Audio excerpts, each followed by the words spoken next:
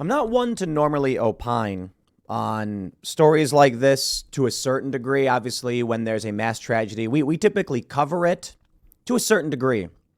But now we're seeing something I didn't expect to see. For those that don't know, I'm assuming most of you do, yesterday, a transgender person, a biological female who wanted to be male, took up several weapons, shot her way into a church and school, killed 3 9-year-old children and 3 faculty members. And we're getting more and more information as to the motivation and to other videos coming out about what happened. Now, I'm surprised the police have released the videos that they did because it shows this person shooting into the building. It actually showed gunfire. They didn't show anyone dying or anything like that. We now have final text messages sent by this individual. Now, the reason why I felt like it's important to go over this to a greater degree than we may typically here at Timcast is that we are seeing a response from the left that is sympathetic to the perpetrator. We are seeing liberal commentators gloat and mock those who died. And we are seeing evidence that for a long time now, the left has been advocating for and preparing for just this. That is to say, it seems like to a certain degree, this is politically planned. There have been flyers circulating for a trans day of rage, numerous outlets arguing for trans people to be angry, and advocacy for trans people to get guns, raise their weapons, and start fighting. When all of these things come together, you have a combination of a tolerant media that advocates for this rage, an activist base advocating for these individuals to take up weapons, and then you get what happened yesterday. Now I'm all in favor of people having the right to keep and bear arms. And now we're seeing something interesting. A question that I posed a while back: should a mental illness or mental disorder, I believe it's a disorder, preclude someone from keeping and bearing arms? Most people said no, because who determines? Well, I altered the question a little bit as of yesterday and said, if an individual has a mental disorder with a high rate associated with a high rate of self-harm, should they be barred from owning a gun? And overwhelmingly, people said yes. And that's a challenge because the Second Amendment does not say that. However, if there is due process, then you can actually have your rights, in a sense, I don't know what the right way to phrase it is, curtailed.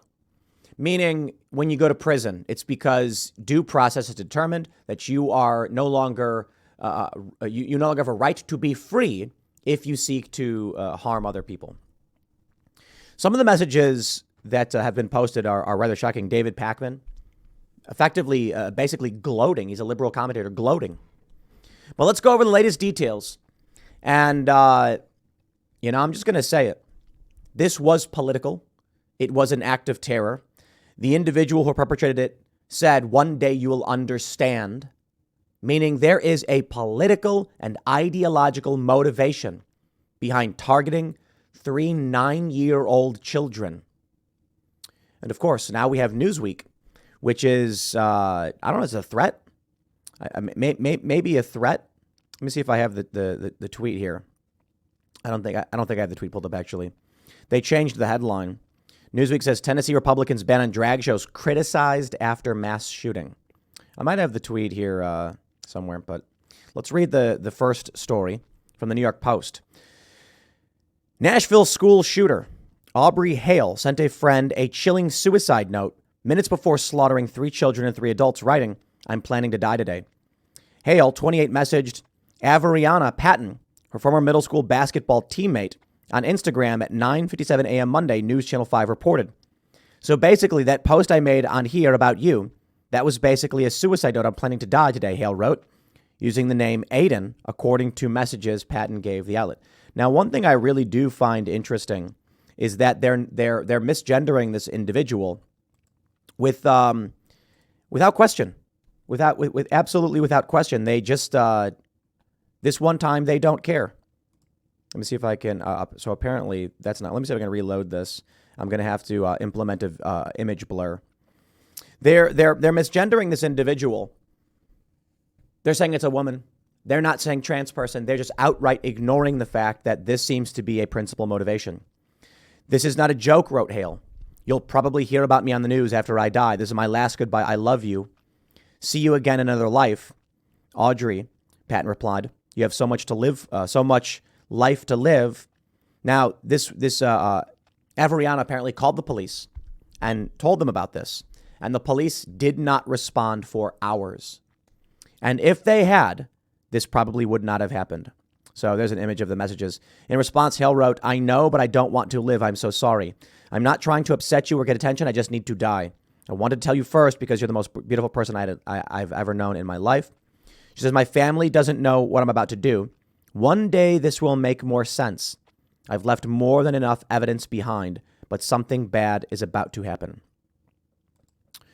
So the Metro Nashville PD has posted some images and a video. I'm surprised they actually did. And then we have this interesting phenomenon. Newsweek.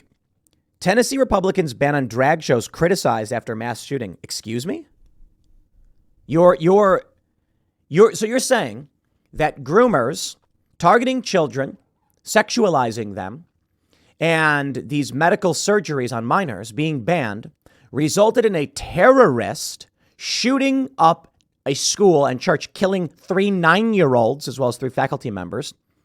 And the news is criticizing their law. Let's try it another way. Let's say there is a group of people who are selling booze to children. And so we say, we're going to make it illegal to sell booze to children. So that group then gets a bunch of guns and shoots a bunch of kids. Why would you then say we must criticize the law banning the sale of alcohol to children? No, you'd say these people are psychotic. It was probably right to ban these things. The celebration of this ideology exemplified by Newsweek and so much more. Jack Posobiec posted this. Trans community activist posted this 2 days ago. It is a trans flag that says nobody is coming to save us. Siblings, pick up your weapons. And we have this. Will Chamberlain posts a Teen Vogue article. March 31st, 2021, on Transgender Day of Visibility. It's time to finally stop policing trans rage. They say when Grimm started taking hormones as a teenager, he says people used his testosterone as a scapegoat anytime he lost his cool, claiming that testosterone was causing his outbursts rather than legitimate feelings. It would piss me off like nothing else in the world because here's this life-saving medication. And dare you say that my emotional dysregulation could have anything to do with that? Well, it does. Testosterone makes you more aggressive. Guys grow up with it. But for someone who's, look, guys grow up with testosterone and they're yelled at for behaving certain ways. You take someone who's not been exposed to this degree of testosterone, you pump them full of it and they get angry. The Simpsons had a joke about it. I think it was Martin was like, they've put me on testosterone and now I just want to fight everybody. Yes, that's what it does. It increases aggression. Now, the interesting thing here that we can see in these stories is that we know there's SSRIs, there's these pharmaceuticals and hormones being pumped into young people, and it's going to increase instability, mental instability. They are telling people in the media that trans people are being threatened, that people are trying to kill them. It's the rhetoric of the left. When you say something like, there should not be sex shows for children, they say that's genocide. I'm not exaggerating. They post this online. So what would happen if someone truly believed that was happening? You get this. And that's the scary reality of what's going on. Tucker Carlson talked about it and he got criticized for it. LGBTQ Nation writes, Tucker Carlson is afraid gun-toting trans people will start political violence. Quote, they want to be able to commit it and they want you defenseless so you can't fight back. Friday, March 24th, 2023, this was written. And only a few days later, Tucker Carlson was unfortunately proven correct. This is a scary reality of where we are.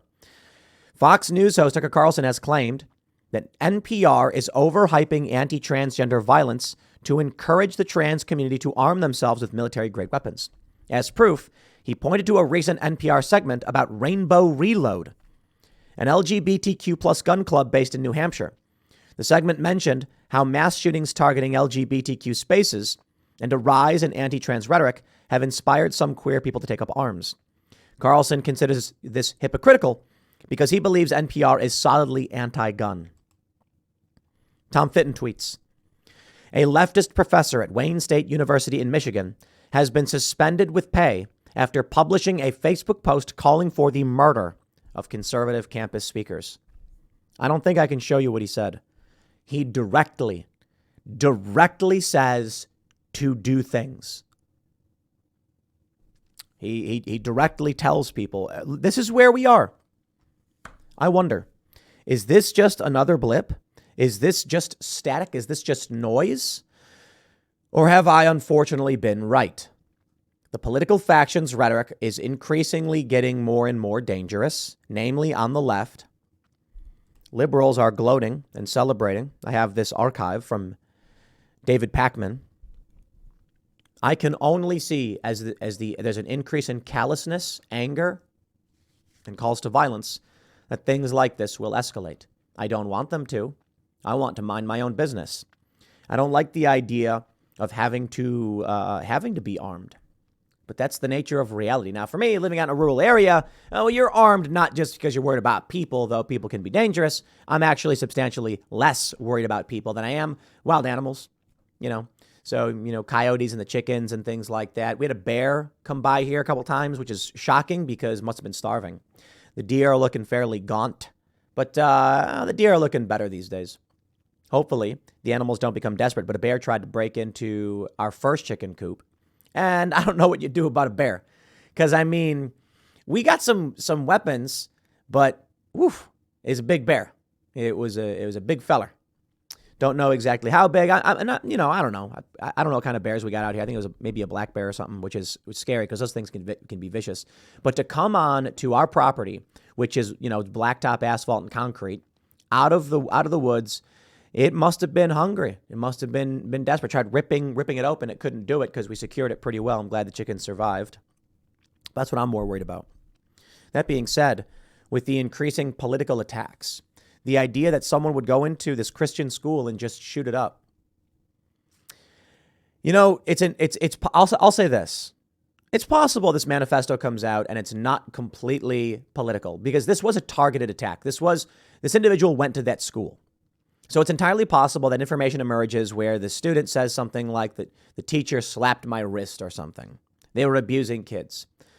I believe it is probably more likely it has to do with religious indoctrination because that's what we're seeing them tweet. We're seeing these people on the left tweet that the schools are indoctrinating kids with this religious stuff. The funny thing is, that's actually what's happened to them. Completely. Here's what David Pakman said. Very surprising that there would be a mass shooting at a Christian school given the lack of prayer is often blamed for these horrible events. Is it possible they weren't praying enough or correctly despite being a Christian school? No one ever claimed that lack of prayer is what's causing mass shootings. Now, okay, I'm being hyperbolic. I'm saying typically that's not what people are saying. When a shooting, a tragedy happens, people are saying thoughts and prayers. I am keeping you in my thoughts and in my prayers. They are saying that I am worried for you, I care for you, and I'm wishing you well and good things. I'm hoping for you the best. That's it. And the left is mad because they're like, we got to ban guns. But banning guns doesn't change anything. Just the other day, there was a story, I can't remember, was it Australia maybe? Or where, I don't know where, a guy took a knife and went on a stabbing rampage, killing people in a school. And they couldn't stop him until the police came with a gun, just like here. One person responded, I see the point, sir, but this tweet isn't really appropriate. And he said, is it more or less appropriate than Republicans offering prayers and nothing else every time there is a shooting? No, they offer more than that. They offer mental health screenings. They offer arming teachers and providing armed security at these schools. The problem is the left intentionally blockades these things because there's only one thing they want and there's one thing they know they can never get, which means the problem never gets solved. and that is to ban guns. You can't ban guns. The Second Amendment exists. So they try and do things like banning. Here's what happens. The Democrats will be like, we're going to ban extended magazines, anything more than, and then they insert a ridiculously low number, which is not an extended magazine. We're going to ban anything with more with 10 rounds. You don't need it, which is low capacity. Very, very low 10 rounds. Like I got a shotgun that holds more than that. And typically when you buy a rifle, it can hold 30. Even Glocks. The gun used by police holds 17. But the point is they know their demands are outrageous, likely will accomplish nothing because they want the problems to persist so they can campaign on them. Because we could solve these problems overnight. Mental health screenings. That's a big one. I don't know exactly how we got to be careful with that because one of the issues is, the government just making claims about someone's mental health to deny them their right to keep and bear arms. So ultimately, the solution seems to be more guns, not less. The solution seems to be people having the ability to defend themselves from psychopaths like this. It's really amazing. One person said, dude, come on, I'm lib, and this is cringe to me. It doesn't seem like the thought a bright man would have. You mock the faith of slain children. Ultimately, David Pakman did delete this tweet. He took it down. Look, it's no secret that I think we are either in or heading towards a civil war. Jane Fonda, this is from Lauren Witzke. Jane Fonda and The View supported the idea of murdering Christian pro-lifers this month. They giggled like the wretched hyenas they are. Now that they have blood on their hands, do you think they will hear apologies? Jane Fonda called for murder of pro-life individuals. And they all chuckled and said, no, she's joking. And then she rolls her eyes and then looks down. She wasn't joking. She wasn't. If she was joking, she'd be like, okay. No, she looks disappointed. Let me show you. I mean, I don't want to play it because she probably. I'm not gonna. Because I think YouTube will have a negative reaction. But she outright says it. They're all shocked. They laugh. Haha, she's joking. And then she makes this face. That's the face she made when they were like, she's just joking, right? She looks at them. And then she looks down. And she looks disappointed. She's almost frowning. She's serious. These people are serious. Man, there's so much more. Michael O'Fallon tweeted this. Groups such as Rainbow Reload and other LGBTQ communities have experienced a tremendous surge in gun purchases and firearms training over the last 3 years. The spike has been caused in part by the rhetoric within their communities that Christian nationalists in the far right will be coming for their rights and their jobs. Meanwhile, conservative Christian affinity groups have been inflamed by increasingly violent rhetoric, replacing "Here I am, Lord, send me" with "Deus vult." The fracturing of America by divisive rhetoric and propaganda is now in fifth gear. Both ends will be played against the middle. Welcome to the effects of the long strategized big sort. Violence and retribution will now come from identity groups not normally associated with violent actions. Discussion will cease. Blame and rhetoric will increase. The Christian community resisted the siren song allure of giving the balkanizers drag queen Floyd. What most didn't realize is that the same sort of "they coming to get you" rhetoric is being poured into siloed LGBTQ plus communities. At the same time, the propaganda is being poured into Christian communities.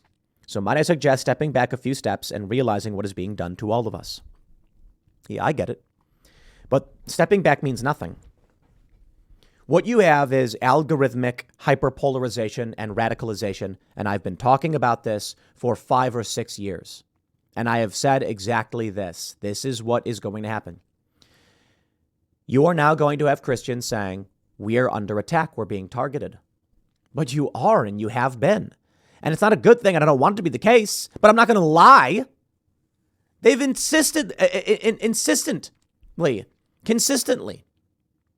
gone after churches.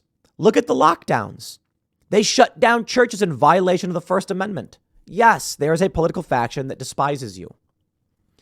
And there's no magic button to make people not be at odds with each other. Here is my prediction. Before social media, before 2011, people whose worldview was solidified tend to be in agreement for the most part So here's the way I describe it. Let's say at the top, you have maximum life expectancy, and at the bottom, you have minimal early age, children, babies, etc. Near the top, in the top third, you have Gen Xers and up. They have a cohesive worldview despite disagreeing with each other. They are not fighting for the most part. Some are. As you get down into the millennial bracket, the bifurcation starts becoming more and more pronounced. At the earliest ages at the bottom, there is a distinct bifurcation. Children will be raised on traditional American conservative and freedom values. And on the left, it is hyper-radicalized far-left extremism. As those two groups age, the bifurcation becomes more and more dominant. You see what I'm saying? Gen X and boomers and up tend to have a shared worldview and aren't fighting with each other. But as you move down, the bifurcation starts to become more and more distinct. When boomers and Gen Xers age out, pass on, and you have elder millennials, you are going to have overt and outright ideological civil war. It is already happening because you are seeing millennials start to take over the workforce. Now we are starting to see, as they do, and their hyper-radicalization, things like Bandcamp, for instance, banned us outright, removed our music, despite the fact our music is not overtly political. One song is a story about a revolution. No proper nouns, no insults, no swearing, no calling out any individual groups, nothing overt. Genocide is just basically anti-war, an anti-war song. And then, of course, Only Ever Wanted was just a love song. We put out a new song, by the way, Bright Eyes. And this song, for those that haven't figured it out, is about not ending your own life. It's about things getting better, not political. They deleted us outright. And that seems to make no sense. It's one thing if they came out and said, look, you did these things that violate our rules. That's the boomer response. That's the Gen Xer response. Gen Xers and boomers have been the people who have been like, dude, you can't say these things. They're shocking. I'm sorry. The millennial and below hyper-radicalized response is, I hate you. I don't care what you do. I'm removing you from my platform. That's why I'm saying that as time goes on, we will start to see an escalation in debanking. Understand this. The banks right now are being run by Gen Xers and boomers, but millennials are slowly taking over. I'm 37.